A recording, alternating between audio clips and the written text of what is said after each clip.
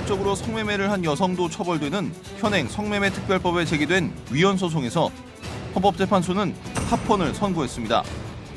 성매매 특별법은 2004년 시행 이후 찬반 양론이 극명하게 엇갈리고 있는데요. 지속적으로 이어지는 성매매 특별법 위헌 소송. 쟁점은 무엇인지 하나님의 법, 세상의 법에서 알아봅니다. 하나님의 법, 세상의 법, 이재만 변호사님 나오셨습니다. 자, 변호사님 안녕하십니까? 네, 안녕하세요. 자, 이 성매매 특별법에 관한 이 이혼 소송, 이게 참 어떻게 되느냐, 결국 합헌으로 결정이 났어요. 그동안 여러 차례 소송이 있었는데 이번 판결에 집중된 이목은 무엇으로 보십니까? 우선 이제 그동안 성매매 특별법에 찬반 논란이 많이 있었고 네네. 또 성매매 특별법은 처음 제정할 때부터 이제 많은 논란이 있었습니다. 네. 최초 제정된 것은 이제 군산에서 네. 어떤 성매매 업소에서 불이 났을 때 네.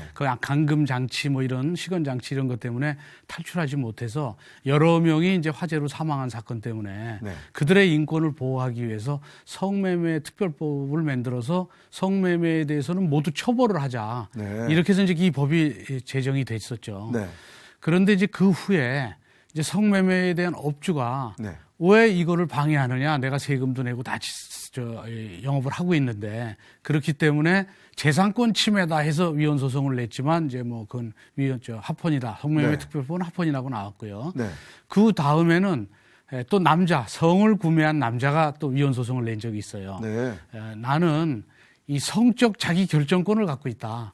왜 내 성적 자기 결정권에 대해서 국가가 간섭하느냐. 네. 하지만 그 점에 대해서도 성적 자기 결정권보다는 성매매는 처벌해야 되는 것이 더 공익적 가치가 크기 때문에 네. 이것도 합헌으로 됐는데 이번에 이제 문제가 된 건 뭐냐면 이 업주라든지 또는 성구매 남성이 아니고 성을 판매하는 여성에 대한 거예요. 여성이 위헌 소송을 한 거예요. 네. 여성이 나는 생계형으로 이게 내 직업이다. 네. 그리고 이 직업은 아주 오래전부터 다른 직업이 생기기 훨씬 전부터 있었던 직업이고 네. 난 직업인으로서 인정을 해달라. 그리고 네. 세금도 내겠다. 이러면서 이 성매매 특별법에서 성을 판매하는, 성을 팔고 사는 것은 형사처벌하게 돼 있는데 네. 성을 팔고 사는 것을 형사처벌하는 것은 위헌이다 하고 위헌 소송을 내게 된 것이죠. 네. 그래서 요즘 이제 성향이 지난번에 간통죄가 이제 위헌으로 됐지 않습니까? 네네. 성적 자기 결정권을 상당히 중시하는 추세에 있었기 때문에 네.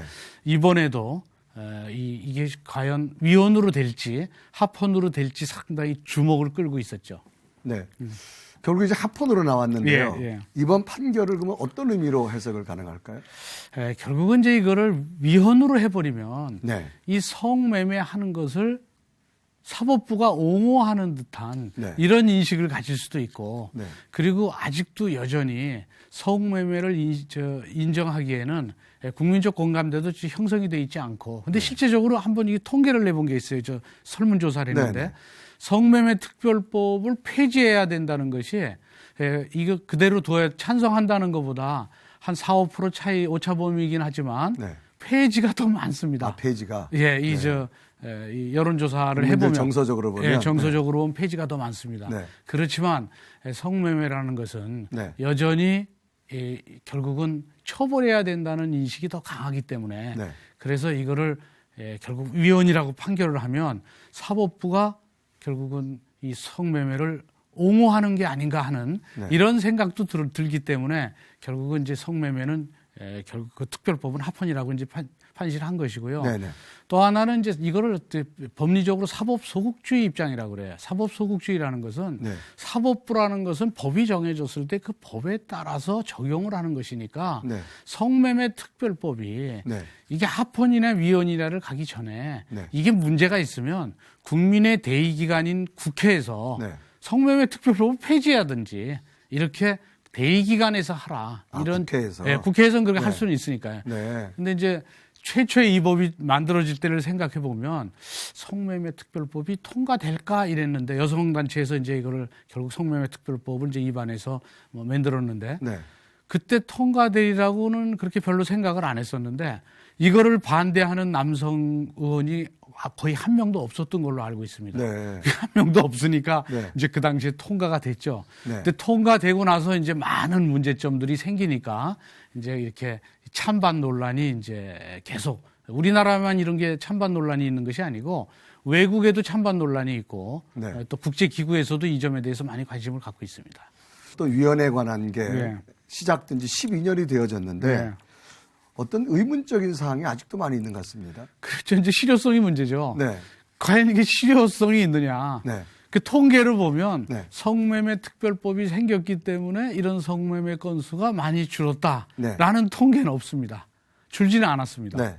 그리고 또 하나는 과거에는 어떤 성매매에 대한 그런 것이 집장촌이라는 게 있었지 않습니까? 뭐 미아리 텍사스라든지 뭐 청량리라든지 이런 것들이 그렇게 정해져 있었고 그래서 이제 일반인들이 그 근처에 가지만 않으면 그건 모여만 있었는데 지금은 그런 데를 집중적으로 단속을 하다 보니까 이것이 확산돼서 주택가로 막 확산돼 갖고 오히려 그런 것들이 국민 정서라든지 아이들을 키우는 데라든지 더 문제가 생긴 것이죠. 네. 그리고 이제 성매매 여성들에 대해서도 상당히 그들을 힘들게 하고 있고 네. 그래서 사실 이제 이 집장촌을 없애야 된다는데 제일 야전사령관처럼 했던 것이 이제 종암경찰서장을 했던 김강자 경찰서장, 여자 경찰서장. 유명하죠. 유명하죠. 네. 네. 집장촌을 막 전부 없애고 네, 네. 굉장히 강력했죠. 대단했지 아주. 근데 그분이 그렇게 이제 집장촌 없애는 걸 앞장서고 실무에서 뛰다 보니까 네. 쭉 가다 보니까 이거를 이런 식으로 하는 것이 결국은 아주 실효적인 방법은 아니다. 네. 이런 걸 느꼈습니다. 그래서 이번 헌법소원 하는데 네. 그분이 성매매 특별법 이걸 폐지해야 된다는 입장에서 의견을 진술하기도 했습니다. 굉장히 의외적인 이야기입니다. 그렇죠. 일반인이 봤을 때 네. 의외적인데 그분은 이제 많은 경험을 가지고 네. 그 경험에 따라서 네, 네. 실리적으로 그렇게 이제 판단을 한 것. 그런 것으로 경우가 봅니다. 있었구만요. 네. 자, 이 살인자를 처벌하는 법, 뭐 어느 나라나 다 있지만 그래도 살인이 끊임없이 일어나고 있는 건 사실인데요. 네. 자, 이 법이라고 하는 것, 이 성매매에 관한 것, 과연 전반적인 의견을 어떻게 필요하다고 볼 수 있습니까? 이제? 그 이제 국제 엠네스티라고 사면위원회 아주 세계적인 인권 단체죠. 네. 이 인권 단체에서 성매매를 네. 합법화시킬 것이냐 아니면 처벌할 것이냐 네. 이 점에 대해서 굉장히 오랫동안 연구를 했습니다. 네. 그 연구한 결과 네. 건의를 할 때 성매매를 처벌해서는 안 된다. 성매매는 합법화시켜서도 안 되지만 네. 그것은 그냥 비법화시켜라. 그냥 처벌하지 말아라. 네. 그런 식으로. 그리고 사실은 이제 처벌하지 말라는 뜻은 네. 결국 처벌하는 것이 성매매에 대해서 어떤 실효적인 성과가 나오는 것은 아니다. 이런 취지였었어요. 네. 그래서 이제 국제 엠네스티라는 것은 정말 세계적인 인권단체거든요. 네. 그런 인권단체에서 오랫동안 연구한 결과에 의해서 결국 생계형 뭐 성매매 여성들이라든지 이런 여성들까지 다 포함해서 연구한 결과이기 때문에 네. 상당한 영향력이 있죠. 네. 그리고 그런 영향력 있는 엠네스티의 권고안이 네. 우리나라의 위헌 재판하는 데서도 상당히 영향을 미쳤을 거라고 보는데 네. 근데 이번에는 이제 뭐 합헌 판결이 났지만 네. 그런데 이제 지미 카터 대통령이라든지 또는 뭐 그 외에 외국의 유명 저명 인사들이 네. 국제 엠네스티의 건의에 대해서 상당히 강력하게 반발을 많이 했어요. 네. 그래서 여전히 네. 세계적인 지성인들은 이 성매매에 대해서 반대 입장을 하고 처벌해야 된다. 네. 이런 입장들을 많이 갖고 있습니다. 그럼 앞으로 이제 이런 합헌으로 결정됐지만 그동안 끊임없는 위헌에 대한 소송이 계속 제기되는데 앞으로도 유사한 소송들이 많이 제기되지 않을까요? 그렇죠. 지금 이제 지난번에 한번 나왔던 이제 성적 자기결정권이 이제 문제된 것인데, 네. 그 성적 자기결정권. 그러니까 왜 남의 이불 속에서 있었던 일들을 국가가 들어와서 형벌로 다스리려고 하느냐. 네. 그래서 결국은 우리나라는 아직도 그 분류는 굉장히 도덕적으로 비난받지만 네. 형사처벌을 또 해야 된다는 그런 입장이 강했는데 네. 성적 자기결정권을 존중한다는 의미에서 네. 간통죄가 폐지되지 않았습니까? 네. 네. 그래서 이제 그런 경향의 선상에서 네. 이 성매매 특별법도 결국은 폐지되지 않는 게 아니냐 네. 이런 생각들을 많이 하고 있었어요. 네. 그렇기 때문에 이번에 이제 성을 파는 그 여성이 네. 그 자기 직업 선택의 자유가 침해됐다. 이런 입장에서 네. 그리고 뭐 행복 추구권을 또 주장할 수도 있고 네. 이런 것들에 의해서 결국 헌법 소송이 들어와서 결국 이번에는 결국 성매매 특별법이 위헌 판결을 받지는 못했지만 네. 이런 그 성적 자기 결정권을 인정하는 이 추세가 계속 또 강해질 것이기 때문에 네. 이런 것과 유사한 위헌 소송은 네. 앞으로도 계속 네. 제기될 걸로 봅니다. 네. 자, 법과 제도가 필요한 이유는 무엇보다 질서를 위한 것 아니겠습니까? 하나님 안에서의 올바른 질서가 회복될 때 그 모든 해결의 열쇠를 찾을 수 있을 것입니다. 변호사님 오늘 말씀 감사합니다. 예, 감사합니다. 네, 고맙습니다.